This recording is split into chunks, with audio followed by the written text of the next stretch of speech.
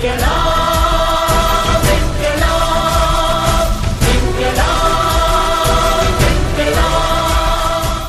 اس وقت ہمارے ساتھ موجود ہیں حافظ ادریس صاحب جو اس وقت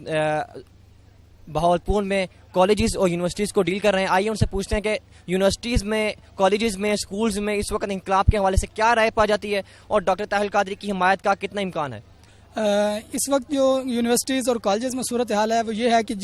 جتنا اس وقت پاکستان میں تعلیم کا استحصال ہو رہا ہے، طلبہ اپنے مستقبل کو دیکھتے ہوئے انہیں اپنے مستقبل کی ضمانت صرف اور صرف طاہر القادری کے ایجنڈے میں نظر آ رہی ہے، اور وہ یہی چاہتے ہیں اور وہ یہ بات جانتے ہیں کہ اگر اس ملک میں تعلیم کی کوئی قدر کرے گا تو وہ طاہر القادری کا 10 نکاتی ایجنڈا ہی ہمیں ہمارا حق دلائے گا، ہمیں روزگار دلائے گا اور ہمیں باعزت شہری بننے میں مدد دے گا. اس کے علاوہ وہ اس نام نہاد جمہوریت سے بالکل مایوس ہو چکے ہیں اور اب وہ ڈو اور ڈائی کے مرحلے میں شامل ہونے کے لیے تیار ہیں.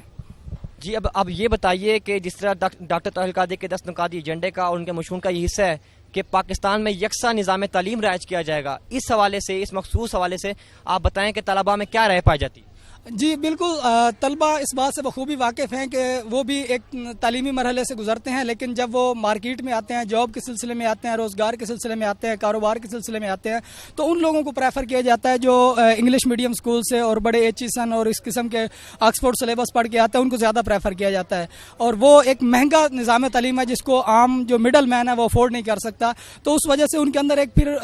نفسیاتی ایک ان کے اندر غم و غصہ بھی پایا جاتا ہے کہ کیا ہم نے جو تعلیم حاصل کی ہے وہ تعلیم نہیں ہے. لہذا وہ یکساں نظام تعلیم کی بھرپور حمایت کرتے ہیں اور وہ اس بات کو سمجھتے ہیں کہ ہمارا جو مستقبل ہے وہ اگر اور پاکستان کی نسلوں کا اگر مستقبل سنوارنا ہے تو یہاں یکساں نظام تعلیم ہونا چاہیے، اور وہ اسی ایجنڈے کو سپورٹ کرتے ہیں. جی آخری سوال یہ بتائیے کہ 17 جون کا ظلم و ببریت کا جو دن تھا، اس کے بعد 23 جون کو جو انہوں نے ظلم کی داستان لکھی پنڈی میں، اسلام آباد میں، یہ بتائیے کہ عام سول سوسائٹی میں اس وقت کیا ڈاکٹر طاہر القادری کے ایجنڈے کو مزید حمایت حاصل ہوئی ہے یا نہیں؟ جی بالکل،